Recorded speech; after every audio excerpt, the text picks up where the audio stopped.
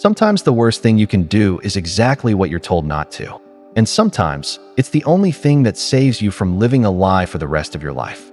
I should have known something was wrong when she begged me not to go. Not asked, not suggested, begged. Her voice had this edge to it I'd never heard before, somewhere between panic and desperation. We'd been dating for about 10 months at that point, and I thought I knew all her tones, all her moods, all her tells. Turns out I didn't know anything at all. It was a Friday afternoon when she brought it up. We were at her place, one of those small apartments in a renovated building that tried too hard to look industrial chic. Exposed brick, concrete floors, the whole aesthetic. I was planning what I'd wear to her friend's birthday party that weekend. Nothing fancy, just jeans and a decent shirt. The kind of gathering where you show up, have a few drinks, make small talk with people you sort of know, and leave early enough to still feel like you did something with your Saturday night. Actually, she said, her back to me as she did dishes, I don't think you should come to this one. I looked up from my phone. What? Why not? She kept scrubbing the same plate, over and over. It's complicated. There are going to be people there from before, from my past, and I just think it would be better if you sat this one out. Before what? I asked, walking over to her. What past? She finally turned around, and I saw something in her eyes I couldn't quite read. Fear? Guilt? Both? Just trust me on this, okay? Some of these people, they knew me during a really different time in my life. A time I'm not proud of, and I don't want you getting the wrong idea about who I was back then. I laughed, thinking she was being overdramatic. Babe, everyone has a past.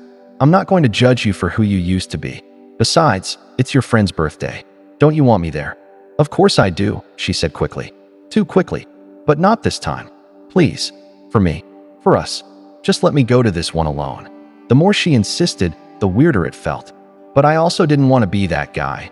The jealous, controlling boyfriend who can't let his girlfriend go anywhere without him. So I agreed. I told her I'd stay home, catch up on some work, maybe hit the gym. She seemed relieved. Too relieved. That should have been my first clue. Saturday came around, and she spent an unusual amount of time getting ready. I'm talking 2 hours in the bathroom, 3 outfit changes, makeup that looked professionally done. For a casual birthday party? I commented on it, tried to keep it light. You look amazing. Sure you don't want me to come just to show you off?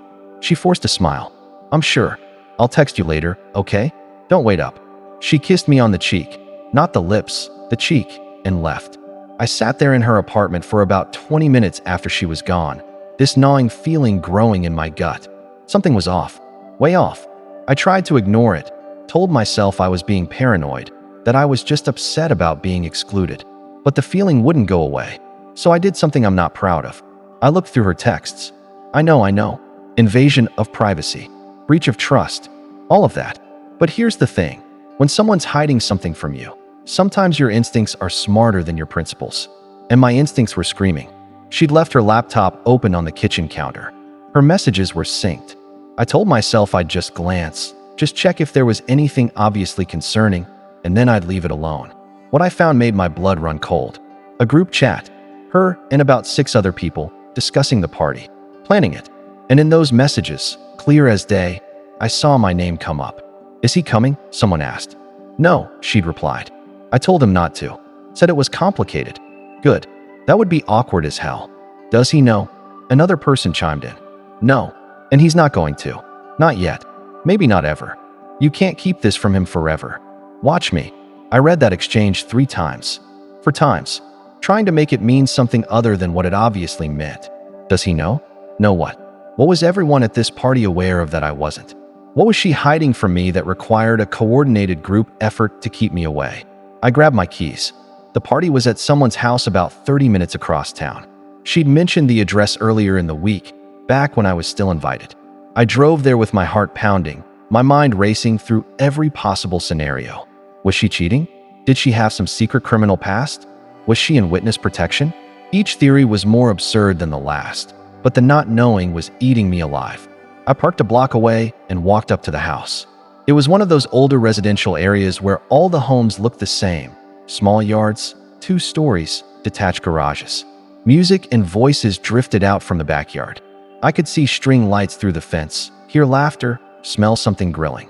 For a moment, I almost turned around. Almost convinced myself I was overreacting, being crazy, about to embarrass myself and ruin my relationship over nothing. But then I heard her laugh. That specific laugh she does when she's trying to impress someone. And I knew I had to see this through. I didn't knock. I just walked around to the side gate and let myself into the backyard. There were maybe 20 people scattered around. Some on the patio, some standing near a fire pit, a few by the grill. Normal party scene. Normal people. Nothing obviously sinister or suspicious. Then I saw her. She was standing in a small circle of people, drink in hand, smiling at something someone had just said. Next to her was a guy. Tall, athletic build, the kind of conventionally attractive that makes you immediately insecure. His arm wasn't around her, but they were standing close. Too close. And the way everyone in that circle was looking at them, it was like they were the center of something. Like they were the reason everyone was there. I walked over. Each step felt like it took an hour. She saw me before I reached the group. Her face went white. Not pale white. Like every drop of blood had just evacuated her body. The guy next to her turned to see what she was looking at, and when he saw me, he actually smiled. A big, friendly smile that made me want to punch him in the face. "Hey," he said, extending his hand like we were old friends. "You must be the boyfriend. Great to finally meet you, man." I didn't shake his hand. I was staring at my girlfriend, who looked like she was about to be sick. "What's going on?" I asked her directly. "What am I not supposed to know?" The entire circle went quiet. Then the entire party went quiet. Everyone was looking at us now. Someone turned down the music. "Can we talk?" she said, her voice barely above a whisper. "Privately." "No," I said, louder than I intended. "No, I think we're past private conversations. Everyone here knows something I don't. So why don't you just tell me? Right here, right now." She looked around at the faces staring at us. Some people looked uncomfortable. Some looked sympathetic. A few looked almost excited, like they'd been waiting for this moment. The guy next to her put his hand on her shoulder. "Maybe I should, don't touch her," I snapped at him. Then back to her. "Who is he?" She closed her eyes, took a deep breath. When she opened them again, there were tears forming. "He's my ex-fiancé." The word hit me like a physical blow. "You're what?" "We were engaged 2 years ago. The wedding was supposed to be last summer." I felt my legs go weak. "You were engaged? You never told me you were engaged." "I know," she said, tears streaming down her face now. "I know I should have, but it's complicated. Stop saying it's complicated." My voice was shaking. "What's complicated about telling your boyfriend that you were about to marry someone else?" That's when someone else in the circle spoke up. A woman, older, maybe mid-40s. She had kind eyes and a gentle voice, which somehow made what she said even worse. She didn't just leave him at the altar, honey. She called off the wedding 3 days before, after all the guests had already traveled here, after his family had flown in from overseas, after everything was paid for and planned. I turned to my girlfriend. "Is that true?" She nodded, unable to speak. "And you're all still friends? You're all here, together, at a party like nothing happened?" The ex-fiancé, because that's what he was, stepped forward. "Look, man, I know this is a lot to take in, but we've all moved past it. She and I, we're cool now. It took time, but we've worked through it. Most of the people here are mutual friends. We've all found a way to coexist." I looked around at all these faces, all these people who had known this enormous secret about the woman I'd been dating for almost a year. They'd all been at her failed wedding. They'd all watched her destroy this man's life. And they'd all been instructed to keep it from me. "Coexist," I repeated slowly. "You've all found a way to coexist. That's great, really great. But here's what I do and understand.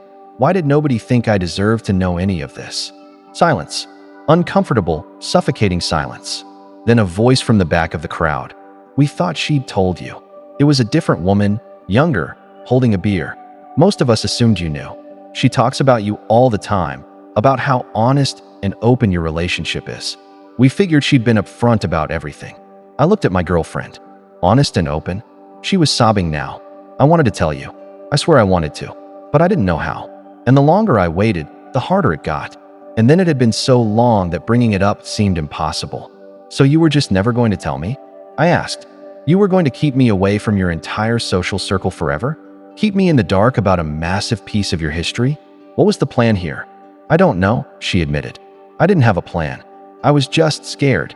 "Scared of what?" "Scared you'd judge me. Scared you'd leave. Scared you'd see me the way everyone else saw me after I called off the wedding. Like I was damaged, or a coward, or someone who can't commit. Here's what I want to ask you, whoever's listening to this. At what point does protecting yourself become manipulating someone else? When does avoiding judgment turn into outright deception? Because there's a difference between not volunteering every detail of your past and actively constructing an elaborate lie to keep your partner from knowing who you really are. The ex-fiancé was still standing there, looking increasingly uncomfortable. For what it's worth, he said to me, she's a good person. She made a mistake, a big one, but people deserve second chances. Did you know? I asked him. Did you know she hadn't told me about you? He hesitated. I found out tonight. She mentioned you were coming, and I said something about it being good to meet you finally, meet the guy who came after me. That's when she admitted you didn't know about the engagement. So you've been talking, I said to both of them. You two have been in contact this whole time. We have mutual friends, my girlfriend said defensively. We live in the same area. We run in the same social circles. It's impossible to avoid each other completely. But you've been avoiding me meeting any of these people, I pointed out. Anytime there was a group thing, you'd make an excuse for why I couldn't come. Anytime I suggested we go out with your friends, you'd say they were busy or suggest we do something just the two of us instead. I thought you wanted me all to yourself. Turns out you were just managing your lie. She didn't deny it. Couldn't deny it. I looked around at all these strangers who knew more about my girlfriend than I did. Did everyone here know she was hiding this from me? A few people looked away. A few nodded. One guy, clearly drunk, laughed nervously. We thought it was kind of messed up, honestly. But it wasn't really our place to say anything. Not your place, I echoed. Right? Because letting some guy walk around completely in the dark about who he is dating. That's just good friendship, I guess. The woman who'd spoken earlier, the one who'd told me about the wedding being called off, stepped closer. For what it's worth, some of us did push her to tell you. We said it wasn't fair to you. But ultimately, it was her secret to share. Except she didn't share it, I said. She hid it. Actively. Deliberately. For 10 months. My girlfriend reached for my arm. I pulled away. Please, she begged. Please, can we go somewhere and talk about this? I know I messed up. I know I should have told you. But I love you. I really do love you. And I was afraid of losing you. You were afraid of losing me. I repeated, the absurdity of it hitting me all at once. So instead of risking honesty, you chose guaranteed deception. Do you understand how backwards that is? I panicked, she said. When we first started dating, you asked about my past relationships, and I told you about a few boyfriends, but I couldn't bring myself to mention the engagement. And then weeks went by, and then months, and it just felt like it was too late to bring it up without you getting upset that I'd waited so long. So you decided to wait forever? I decided to wait for the right time. A time when we were so solid that this wouldn't matter. But it does matter. My voice cracked. It matters because it's not just about the engagement. It's about the fact that you don't trust me. You don't trust me to handle your truth. You don't trust me to see you as a complete person with flaws and a history. You've been showing me a carefully curated version of yourself, and I fell in love with someone who doesn't actually exist. She was full-on crying now, mascara running down her face, her whole body shaking. Part of me wanted to comfort her. That's how messed up my instincts were. Even in this moment, even knowing what she'd done, I still wanted to make her feel better. But I didn't, because this wasn't about her feelings. For once, this had to be about mine. I turned to the ex-fiancé. Did she do this to you? Hide things. Keep secrets. He looked uncomfortable being put on the spot, but he answered, yeah, actually, that was part of why the engagement fell apart. I kept finding out things about her past, about her family, about her struggles with anxiety and depression, all these things she'd never mentioned. And every time I'd find out, she'd say she was protecting me, or waiting for the right time, or didn't think it mattered. Eventually, I realized I wasn't in a relationship with a real person. I was in a relationship with a performance. That's not fair, my girlfriend protested weakly. I've grown since then. I've worked on myself. I'm different now. Are you? I asked. Because from where I'm standing, you did the exact same thing to me that you did to him. You found someone new and decided to start fresh, pretending your past didn't exist. Except your past does exist. It exists in all these people. In this house. In that man standing right there who you almost married. She had no response to that. I pulled out my phone and called a car. I wasn't driving home. I was too shaken up, too angry, too everything. I'm leaving, I announced to no one in particular. And I'm going to need some time to figure out if there is any version of this relationship that is built on actual honesty. Please don't go, she pleaded, grabbing my arm. Please, we can fix this. I gently removed her hand. You can't fix a foundation that was never there to begin with. The ride home was silent except for the driver's terrible taste in radio stations. I stared out the window, watching the city lights blur past, trying to process what had just happened, trying to reconcile the woman I thought I knew with the woman I'd just discovered. When I got back to my own apartment, I hadn't moved in with her. Thank God. I sat in the dark for hours. Just sat there, replaying every conversation, every moment, every time she'd steered me away from meeting her friends or avoided questions about her past. All the red flags I dismissed as quirks or privacy or her just being cautious. She called 17 times that night, sent 43 texts. I didn't answer any of them. I needed silence. I needed space. I needed to figure out who the hell I'd been dating for the past 10 months. That was 6 weeks ago. We've talked since then. You can't just ghost someone after that long without at least one conversation. She apologized, said she'd go to therapy, work on her issues with vulnerability and honesty. Said she understood if I couldn't forgive her, but hoped I'd give her a chance to prove she could change. I told her I'd think about it. But here's the thing. I've been thinking about it every day since, and I still don't have an answer. Because how do you rebuild trust with someone who has shown you they're willing to construct an entire false reality to avoid dealing with uncomfortable truths? Some of her friends have reached out to me. The woman from the party, the one who pushed her to tell me, she sent me a long message saying that my girlfriend is genuinely working on herself, that she's in therapy twice a week, that she's confronting all the things she's been running from, that she's become more honest with everyone in her life since that night. But here's what I keep coming back to. She's doing all of that because she got caught, not because she wanted to be better, not because she valued honesty for its own sake, because I showed up to a party I wasn't supposed to attend and forced her hand. What does that say about who she really is? What does that say about who she would have continued to be if I'd stayed home that night like she asked? I think about that sometimes. The alternate timeline where I trusted her, stayed away from the party, and continued living in blissful ignorance. Maybe we would have gotten engaged. Maybe I would have proposed, and she would have said yes, and we would have started planning a wedding. And maybe, years down the line, I would have finally met these people, these friends who knew her history, and someone would have let it slip. Or maybe I never would have known it all. Is that better? Is ignorance actually bliss? Or is the truth always worth pursuing, even when it destroys everything you thought you had? I don't have the answer to that. What I do know is this. The person I thought I was in love with doesn't exist.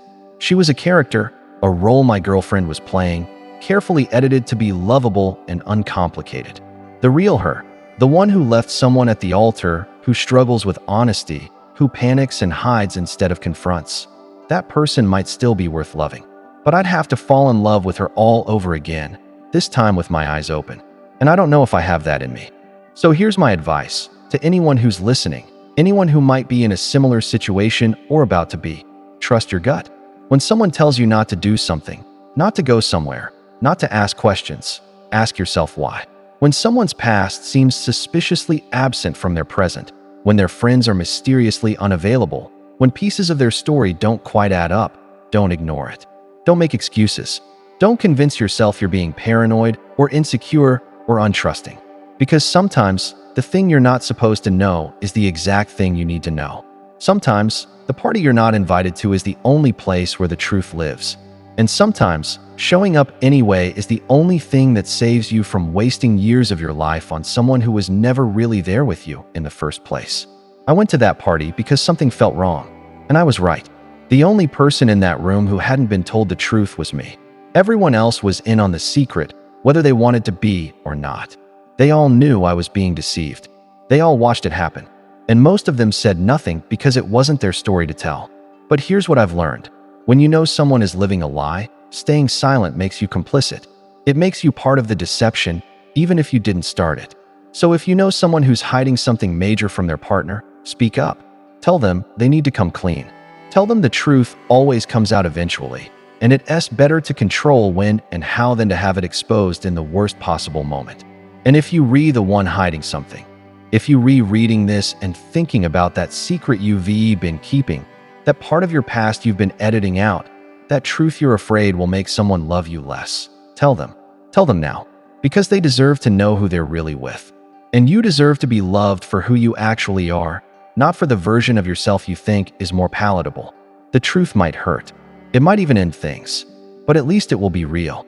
And real, messy, complicated honesty will always be better than perfect, polished deception. Always.